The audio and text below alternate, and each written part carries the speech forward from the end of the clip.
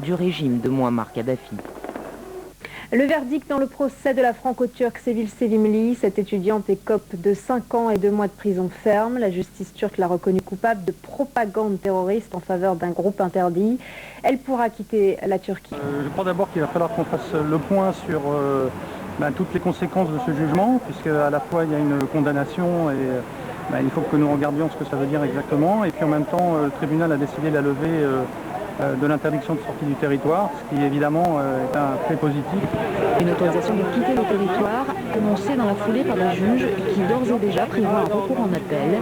Une intention confirmée par l'avocat de la jeune femme selon lequel la procédure risque de durer encore plusieurs années. Le droit de quitter le territoire ne signifie pas pour Sevil se rendre à l'étranger. Cela signifie pour elle rentrer à Lyon, dans la ville où elle est née, où elle a grandi, auprès de sa famille.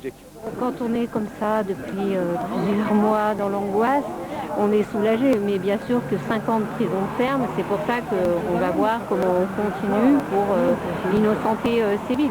Le soulagement place donc aux interrogations, car la bataille judiciaire n'est pas près d'être terminée.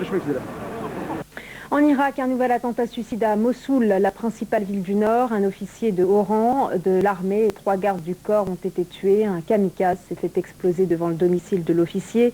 Les extrémistes sunnites liés à Al-Qaïda multiplient les attentats depuis le début de l'année, en particulier contre les chiites.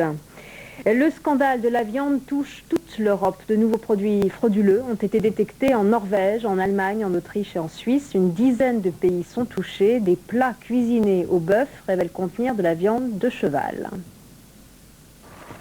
3 arrestations cette semaine en Grande-Bretagne. Sur le plan judiciaire comme sanitaire, les autorités britanniques se mobilisent. Avec ces tests menés par les industriels du secteur, bilan à des tests au niveau des distributeurs, 2200 plats doivent être analysés. En France, les salariés de Spanghero sont inquiets au chômage technique depuis 24 heures. Ils accusent le gouvernement d'avoir agi trop vite en retirant l'agrément sanitaire de l'entreprise. Quant aux dirigeants, ils continuent de nier toute fraude alors que des factures l'attestent.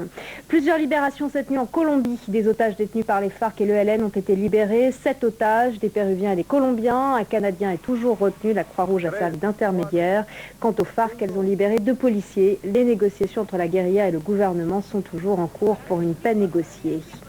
Caracas a diffusé des photos d'Hugo Chavez souriant sur son lit d'hôpital à Cuba. Il a été opéré à La Havane pour la 4e fois depuis le diagnostic d'un cancer dans la zone pelvienne. Le communiqué assure que le président vénézuélien est conscient et en pleine possession de ses moyens intellectuels. Ses partisans sont soulagés. Et puis ce samedi à 13h10 et 21h10 heure de Paris, nous diffusons notre grand magazine L'Europe dans tous ses états consacré à l'Italie. L'Italie votera les 24 et 25 février pour des législatives et doit départager les principaux candidats. Caroline de Camaret vous emmène à la découverte de cette 3e économie de la zone euro qui pourrait changer la face de l'Europe. Fin de ce journal, merci à vous tous de votre attention.